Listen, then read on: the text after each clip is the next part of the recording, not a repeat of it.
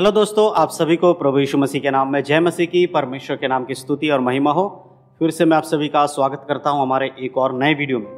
दोस्तों, आज के समय में बहुत सारे विश्वासी लोग पवित्रताई का जीवन जीना चाहते हैं और बहुत सारे लोग यीशु मसीह के संग स्वर्ग जाना चाहते हैं। और इसके लिए हर एक विश्वासी मसीह भाई बहन बहुत मेहनत करते हैं, बहुत प्रयत्न करते हैं कि वो अपना पवित्र जीवन जी सके। हर मुमकिन कोशिश करते हैं कि वो पाप से बचे और शैतान की चाल से बच सके।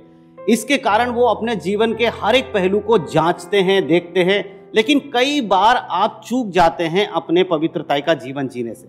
देखिए, एक बात याद रखिए, जब यीशु मसीह संसार में आएंगे अपने लोगों को ले जाने के लिए, उस समय अगर आपके जीवन में परमेश्वर के वचन के अनुसार कार्य नहीं हुआ तो आप यीशु मसीह के संग नहीं जाएंगे। इसीलिए सिर्फ आप एक मसीह हैं ये साबित नहीं करता कि आप स्वर्ग चले जाएंगे। अगर आप परमेश्वर के वचन के अनुसार जीवन जीते हैं तो वो साबित करता है कि आप स्वर्ग जाएंगे। इसके लिए जरूरी है कि हर एक मसीह भाई बहन अपने आप को परखे, रोज अपने जीवन को जांचे, इधर उधर की बातों में ध्यान लगाने से ज्यादा बाइबल के वचनों पर ध्यान लगाए और खुद देखे कि उसके जीवन में ये वचन काम कर रहे हैं कि नहीं कर रहे। क्योंकि अगर आप व्यवस्था के अनुसार नहीं चलेंगे या बाइबल में लिखी बातों को नहीं मानेंगे, अपने जीवन में लागू नहीं करेंगे, तो आप स्वर्ग कैसे जा पाएंगे। इसीलिए अपने जीवन को रोज परखें, रोज देखें, क्योंकि ये अंत का समय चल रहा है। इस समय शैतान बहुतों को भरमाएगा, आप में से बहुत लोगों को अपने चाल में फंसाने की कोशिश करेगा। मेरे प्रियो, उसके चाल से बचो। यीशु मसीह कहते हैं कि तुम शैतान के चाल से अनजान नहीं हो। आपको पता है कि शैतान किस प्रकार से लोगों को भरमाता है। इसीलिए आप बाइबल को अधिक से अधिक पढ़िए, बाइबल के ज्ञान को लीजिए और समझने की कोशिश करिए कि शैतान कैसे एक व्यक्ति को अपने जाल में फंसाता है। कैसे वो आपको ये कहेगा कि तू ये काम कर ले, इससे कोई फर्क नहीं पड़ता। जैसे कि अगर आदम और हव्वा के समय की हम बात करें तो उत्पत्ति में हम देखते हैं कि परमेश्वर ने जो बाग बनाया उसमें आदम और हव्वा को रखा। वहां पर शैतान ने आकर उनको कैसे फंसाया, उनको बहकाया कि तुम अगर ऐसा करोगे तो ऐसा कुछ नहीं होने वाला जैसा तुम्हें परमेश्वर ने कहा। अगर तुम फल खा लोगे तो तुम बुद्धिमान बन जाओगे परमेश्वर के समान और तुम्हें सब कुछ परमेश्वर के जैसा मिल जाएगा। ऐसा बोलकर उन्हें भरमाया है और उन्होंने परमेश्वर की आज्ञा को तोड़ा। इसी प्रकार शैतान आज के समय में भी मसीह लोगों को भरमाता है। वो कहता है तुम ये काम कर लो, कोई फर्क नहीं पड़ता, तुम चर्च तो जा रहे हो, बहुत है, चर्च जाने से ही तुम स्वर्ग चले जाओगे, तुम तो यीशु मसीह पर विश्वास करते हो ना, विश्वास कर लो, स्वर्ग चले जाओगे। बाकी पवित्र जीवन अगर जी रहे, थोड़ा बहुत कमी घटी है तो उससे क्या फर्क पड़ता। परमेश्वर बहुत महान है, परमेश्वर दयालु है, वो आपको क्षमा कर देगा। थोड़े बहुत पाप तो देखो सबसे होते, कौन ऐसा दुनिया में है जो कोई भी पाप ना करे। ये बोलकर शैतान कई बार आपको फंसा देता है कि दुनिया में ऐसा कोई है जो कभी कोई पाप नहीं करता, कोई यीशु मसीह जैसा बन सकता है। देखिए मेरे प्रियो, ये शैतान का एक चाल है। वो आपको इसीलिए ऐसा समझाता है, ऐसा आपके बुद्धि में डालता ताकि आप पाप करते रहें। आप सोचेंगे अरे चलो कोई बात नहीं, छोटा सा पाप तो हो गया मुझसे, अरे ठीक है मैं चर्च तो जाता हूँ, वचन तो पढ़ता हूँ, ये गाली दे दिया तो क्या हो गया, गाली देने से मैं नरक चला जाऊंगा क्या। देखिए, सबसे बड़ी चीज शैतान आपके मन में यही डालता है कि छोटी मोटी गलतियां तो इंसान से होती रहती हैं, उसके लिए परेशान मत हो, सिर्फ यीशु मसीह पर विश्वास कर लो तो स्वर्ग चले जाओगे। लेकिन बाइबल कहती है कि विश्वास बिना कर्म के मरा हुआ है। अगर आप विश्वास करते हैं और आप कर्म नहीं करते तो आपका विश्वास का कोई वैल्यू नहीं है, कोई मतलब नहीं है। इसीलिए आपके जीवन में पाप नहीं होना चाहिए, छोटा मोटा कोई भी पाप नहीं होना चाहिए। एक कहावत बहुत बार आपने सुना होगा कि अगर किसी का जान बचाने के एक छोटी सी झूठ बोल दी जाए किसी के भलाई के लिए, वो झूठ नहीं होता। ऐसा आपने बहुत बार सुना होगा। लेकिन मेरे प्रियो, झूठ होता है, चाहे किसी के बचाव में आप बोलें या कुछ भी बोले, आपने झूठ का सहारा लिया, आपको सच का सहारा लेना चाहिए, तो वो पाप है, वो गलत है।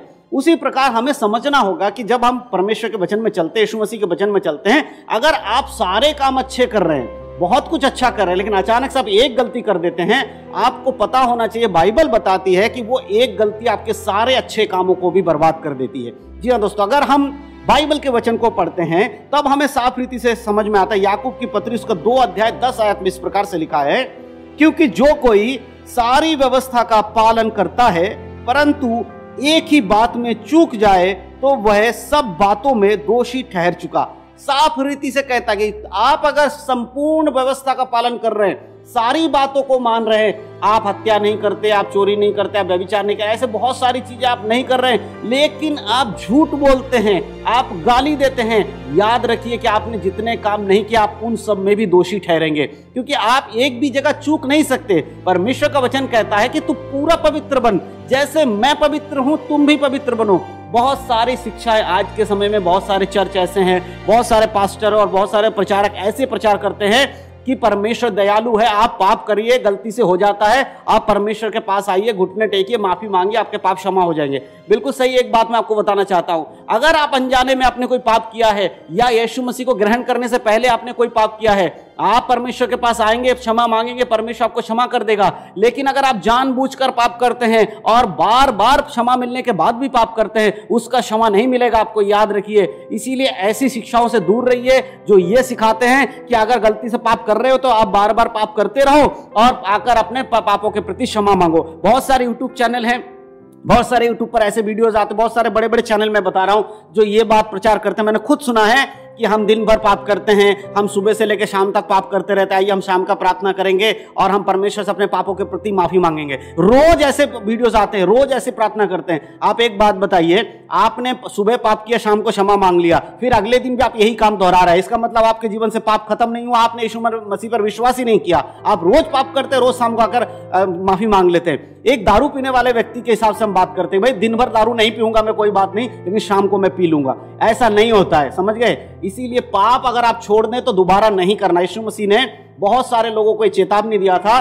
जब वो 38 वर्ष का रोगी यीशु मसीह के द्वारा चंगा किया गया, तब यीशु मसीह जब उसे मंदिर में मिले सब्त के दिन, तो यीशु मसीह ने क्या कहा था कि दोबारा पाप मत करना, नहीं तो इससे भी बड़ी विपत्ति तुझ पे आ पड़ेगी। मेरे प्रियो, ये याद रखिए, बार बार पाप नहीं करना है।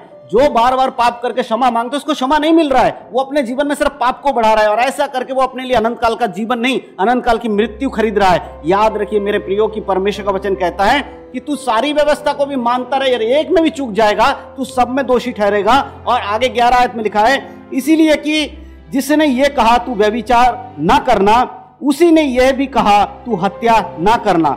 इसीलिए यदि तूने व्यभिचार तो नहीं किया पर हत्या की, तो भी तू व्यवस्था का उल्लंघन करने वाला ठहरा। देखिए परमेश्वर का वचन साफ साफ कहता है, जिसने ये कहा था कि व्यभिचार नहीं करना, यानी कि यीशु मसीह ने कहा था व्यभिचार नहीं करना, उसी यीशु मसीह ने यह भी कहा था तू हत्या ना करना। अगर आप व्यभिचार नहीं करते हैं और आप हत्या कर देते हैं तो क्या आप दोषी नहीं ठहरेंगे?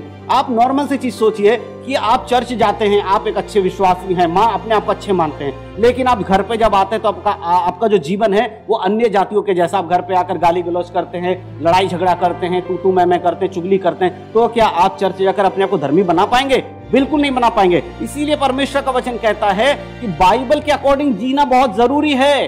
कौन प्रचारक क्या बोल रहा है उससे ज्यादा आपको बाइबल देखने की जरूरत है।